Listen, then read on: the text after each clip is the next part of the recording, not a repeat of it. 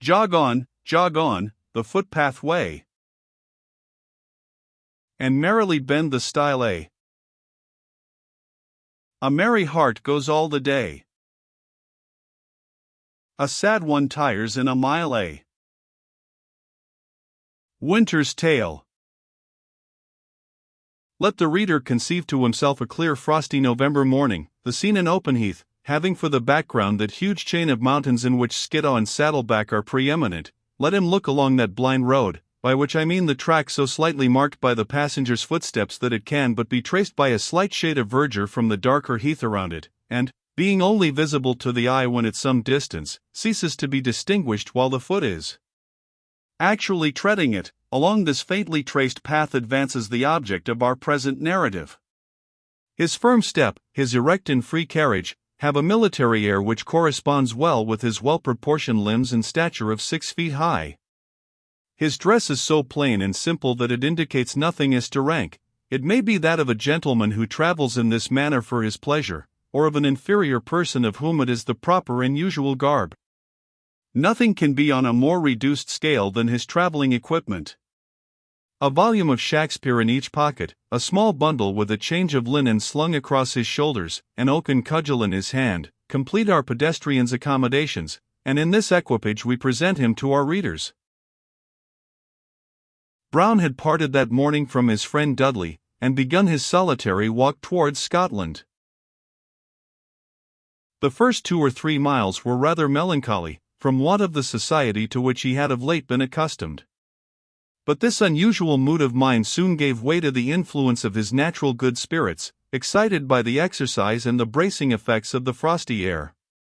He whistled as he went along, not from want of thought, but to give vent to those buoyant feelings which he had no other mode of expressing. For each peasant whom he chanced to meet he had a kind greeting or a good-humored jest. The hardy Cumbrians grinned as they passed, and said, "That's a kind heart, God bless un," and the market girl looked more than once over her shoulder at the athletic form, which corresponded so well with the frank and blithe address of the stranger. A rough terrier dog, his constant companion, who rivaled his master in glee, scampered at large in 1,000 wheels round the heath, and came back to jump up on him and assure him that he participated in the pleasure of the journey. Dr. Johnson thought life had few things better than the excitation produced by being whirled rapidly along in a post-chaise, but he who has in youth experienced the confident and independent feeling of a stout pedestrian in an interesting country, and during fine weather, will hold the taste of the great moralist cheap in comparison. Part of Brown's view in choosing that unusual track which leads through the eastern wilds of Cumberland into Scotland, had been a desire to view the remains of the celebrated Roman wall, which are more visible in that direction than in any other part of its extent. His education had been imperfect and desultory, but neither the busy scenes in which he had been engaged, nor the pleasures of youth, nor the precarious state of his own circumstances, had diverted him from the task of mental improvement. "And this then is the Roman wall," he said, scrambling up to a height which commanded the course of that celebrated work of antiquity. "What a people! Whose labors, even at this extremity of their empire, comprehended such space, and were executed upon a scale of such grandeur! In future ages, when the science of war shall have changed, how few traces will exist of the labors of Vauban and Cohorn, while this wonderful people's remains will even then continue to interest and astonish posterity. Their fortifications, their aqueducts, their theatres, their fountains, all their public works, bear the grave, solid, and majestic character of their language, while our modern labors, like our modern tongues, seem but constructed out of their fragments." Having thus moralized, he remembered that he was hungry, and pursued his walk to a small public-house, at which he proposed to get some refreshment. The alehouse, for it was no better, was situated in the bottom of a little dell, through which trilled a small rivulet. It was shaded by a large ash tree, against which the clay-built shed that served the purpose of a stable was erected, and upon which it seemed partly to recline. In this shed stood a saddled horse, employed in eating his corn. The cottages in this part of Cumberland partake of the rudeness which characterizes those of Scotland. The outside of the house promised little for the interior, notwithstanding the vaunt of a sign, where a tankard of ale voluntarily decanted itself into a tumbler, and a hieroglyphical scrawl below attempted to express a promise of good entertainment for man and horse. Brown was no fastidious traveler. He stopped and entered the cabaret. Footnote, see Note 2. The first object which caught his eye in the kitchen was a tall, stout, country-looking man in a large jockey greatcoat, the owner of the horse which stood in the shed, who was busy discussing huge slices of cold-boiled beef, and casting from time to time an eye through the window to see how his steed sped with his provender. A large tankard of ale flanked his plate of victuals, to which he applied himself by intervals. The good woman of the house was employed in baking. The fire, as is usual in that country, was on a stone hearth, in the midst of an immensely large chimney, which had 2 seats extended beneath the vent. On one of these sat a remarkably tall woman, in a red cloak and slouched bonnet, having the appearance of a tinker or beggar. She was busily engaged with a short black tobacco pipe. At the request of Brown for some food, the landlady wiped with her mealy apron one corner of the deal table, placed a wooden trencher and knife and fork before the traveler, pointed to the round of beef, recommended Mr. Dinmont's good example, and finally filled a brown pitcher with her home brewed. Brown lost no time in doing ample credit to both. For a while his opposite neighbor and he were too busy to take much notice of each other, except by a good-humored nod as each in turn raised the tankard to his head. At length, when our pedestrian began to supply the wants of Little Wasp, the Scotch store farmer, for such was Mr. Dinmont, found himself at leisure to enter into conversation. "A bonny terrier that, sir, and a fell chield at the vermin, I warrant him, that is, if he's been well entered, for it lies in that." "Really, sir," said Brown, "his education has been somewhat neglected, and his chief property is being a pleasant companion." "I, sir? That's a pity, begging your pardon, it's a great pity that, beast or body, education should I be minded. I have 6 terriers at hame, for by TWA couple of slowhunds, 5 grews, and a ween other dogs. There's Old Pepper and Old Mustard, and Young Pepper and Young Mustard, and Little Pepper and Little Mustard.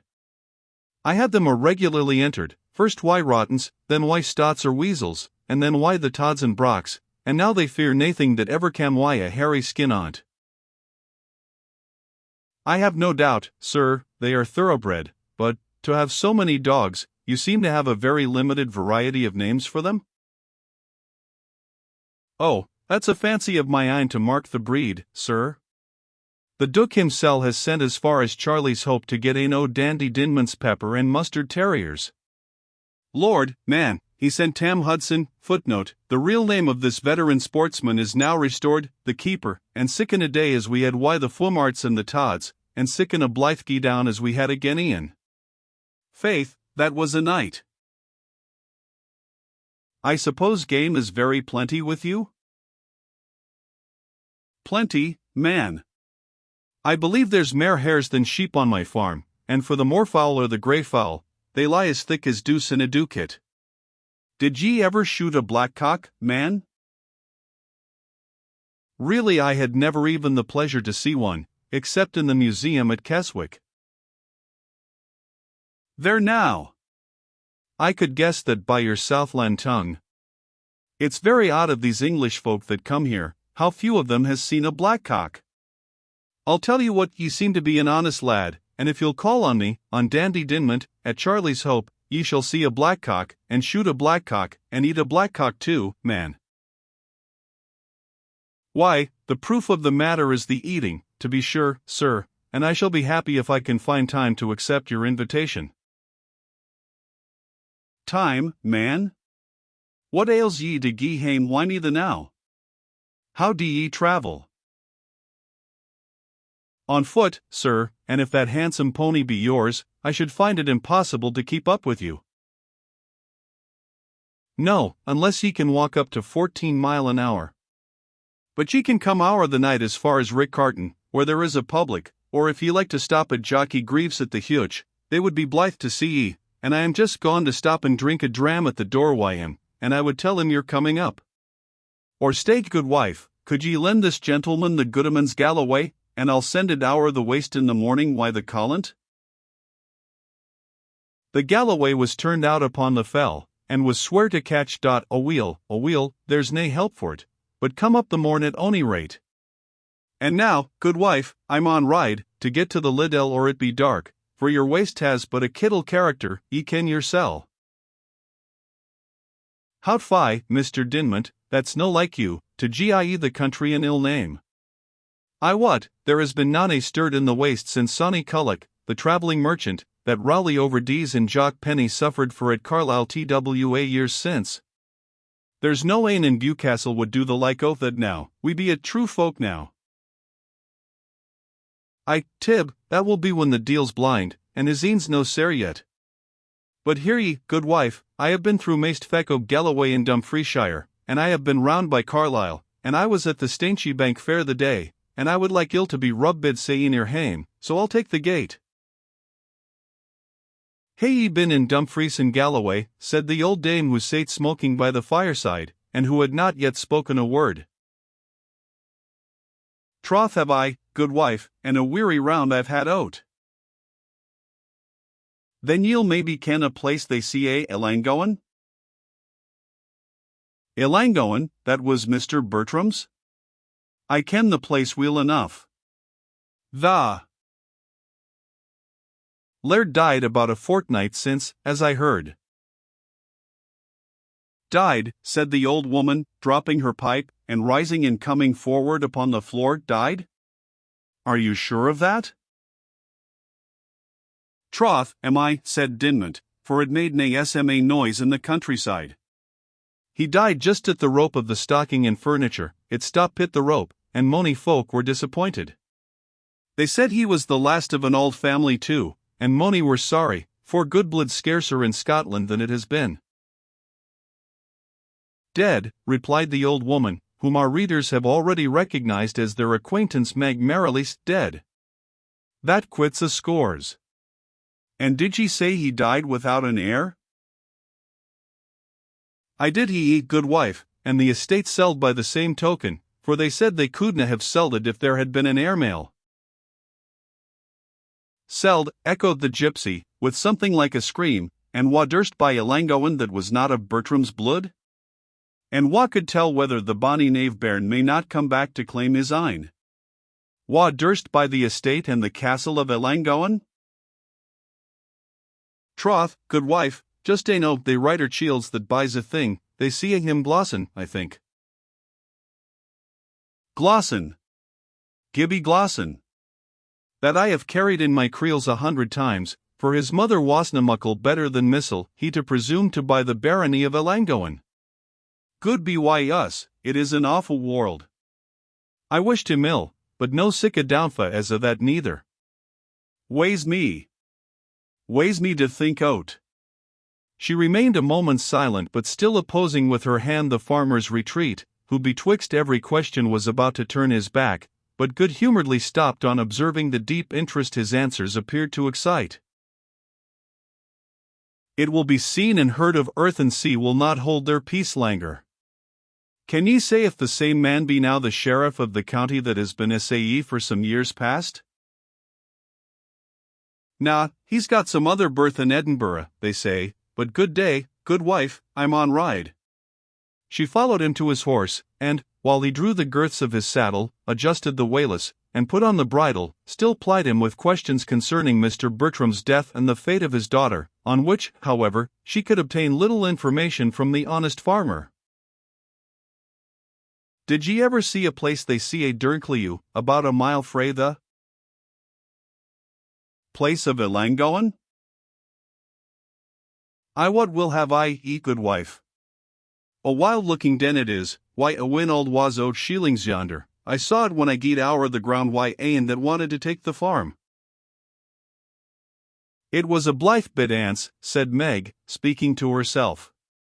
Did ye notice if there was an old saw tree that's maist blown down, but yet its roots are in the earth, and it hangs ower the bit burn? Mony a day hey I wrought my stocking and sat on my sunkie under that saw. Hout, deals I the wife, why her saws, and her sunkies, and Ellangowans. Godsake, woman, let me away, there's saxpence tea ye to buy half a muchkin, instead o' clavering about the old world stories. thanks to ye, Goodman, and now ye hae answered of my questions, and never speered wherefore I asked them. I'll gie you a bit canny advice, and ye mauna speer what for neither. Tib Mumps will be out why the stirrup dram and a gliffing. She'll ask ye whether ye gang our Willie's Bray or through Conscothard Moss, tell her ony ane ye like, but be sure, speaking low and emphatically, to tack the ane ye dinna tell her. The farmer laughed and promised, and the gypsy retreated. Will you take her advice, said Brown, who had been an attentive listener to this conversation. That will I know, the randy queen. Nah, I had far rather Tib Mumps ken which way I was gone than her, though Tib's no muckle to Lippenden neither, and I would advise ye on no account to stay in the house a night. In a moment after Tib, the landlady, appeared with her stirrup cup, which was taken off. She then, as Meg had predicted, inquired whether he went the hill or the moss road. He answered, the latter, and, having bid Brown good-bye, and again told him, he depended on seeing him at Charlie's Hope, the morn at latest, he rode off at a round pace.